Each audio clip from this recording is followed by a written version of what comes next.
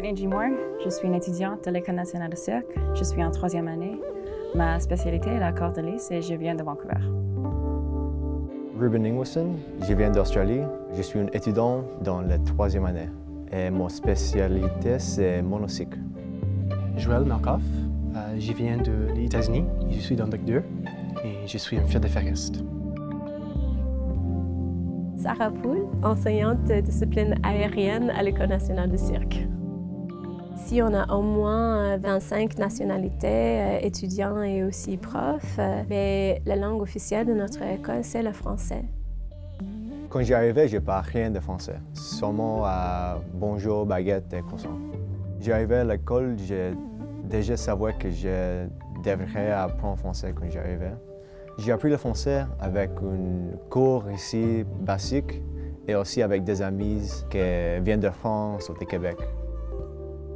Les premiers mois étaient difficiles, oui, bien sûr, mais presque tous mes cours étaient en français, alors ça m'a aidé beaucoup. J'étais vraiment encouragée à parler français. Je ne parle pas de français. Avant, j'arrive à Montréal. J'ai commencé ici. Mon premier mois ici, j'ai parlé beaucoup plus l'anglais. Et avec la traduction en français, plus en plus. Maintenant, après 12 ans à l'école, je parle en français peut-être 90 personnes avec mon enseignant. On a un petit code de... Si on parle en anglais, on va en faire un petit snap pour... Oh, OK, donc je parle en anglais. OK, on va changer pour français.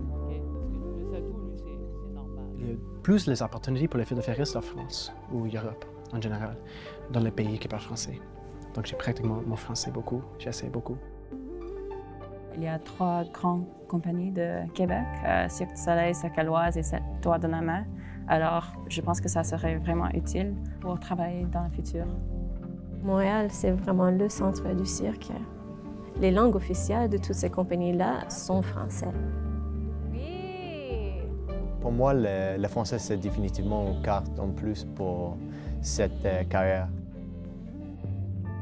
Maintenant, je suis beaucoup plus à l'aise lorsque je parle français.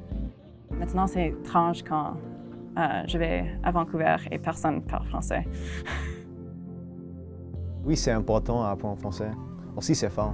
C'est fun à parler une autre langue, moi, je pense. Tu peux avoir plus de connexions avec les gens.